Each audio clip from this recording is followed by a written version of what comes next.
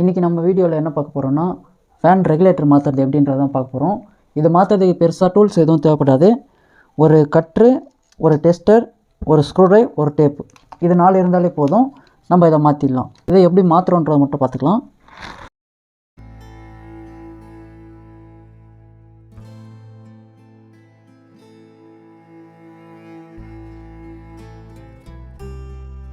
இப்போ நம்ம board கட்டிட்டோம். First இந்த ரெகுலேட்டர் கரெக்டாக ஒர்க் ஆகுதா அப்படின்றத மட்டும் ஃபஸ்ட்டு செக் பண்ணிக்கலாம். பார்த்திங்கன்னா ஆன் பண்ணியாச்சு. ஸ்விட்சில் பவர் வருது. ரெகுலேட்டரு இன்புட்டுக்கு இப்போ பவர் வருது. ரெகுலேட்டரோட அவுட்புட்டுக்கு வருதான்னு பார்த்துக்கணும். ஃபஸ்ட்டு ஸ்விட்சை ஆஃப் பண்ணிவிட்டு டேப்பை இப்படி பிச்சுக்கோங்க. ஓகே, இப்போது இதை உருவியாச்சு. ரெகுலேட்டருக்கு இப்போ அவுட்புட்டு வருதான்னு பார்க்கணும். ஃபஸ்ட்டு ஸ்விட்ச் போட்டுடணும். ரெகுலேட்டரு ஃபுல்லாகவும் வச்சு பார்க்கலாம். பார்த்தாலும் பவர் வரல. அப்போது ரெகுலேட்டர் தான் ப்ராப்ளம். அதனால் நம்ம ரெகுலேட்டரை மாற்றிடலாம்.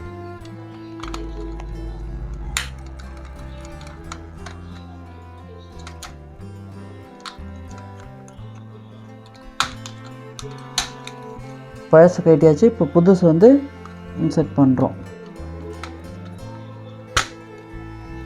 இப்போ புதுசு கரெக்டாக இருக்கான்றதை செக் பண்ணிடலாம்.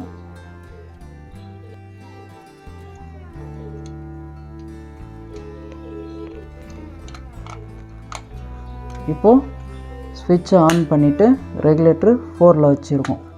இல்லை, இப்போ பார்த்திங்கன்னா பவர் வருது. குறைச்சாலும் குறையும்.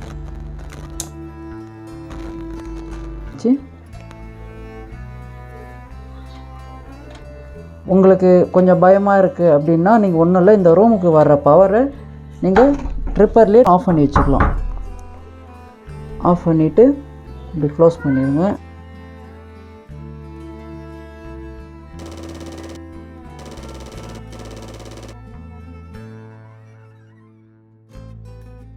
ரெகுலேட்டர் மாற்றுறது எப்படின்றது பார்த்துட்டோம். இது சிம்பிள் தான். இதில் நம்ம எந்த ஒயருன்னா மாற்றி கொடுத்துக்கலாம், பிரச்சனை கிடையாது. இதே கண்டென்சர் மாற்றணும் அப்படின்றப்போ நம்ம அது ரொம்ப ப்ராப்பராக பண்ணணும். கரெக்டாக பண்ணால் தான் அது கரெக்டாகவே ஒர்க் ஆகும். அது எப்படின்றத நெக்ஸ்ட் வீடியோவில் உங்களுக்கு சொல்கிறேன்.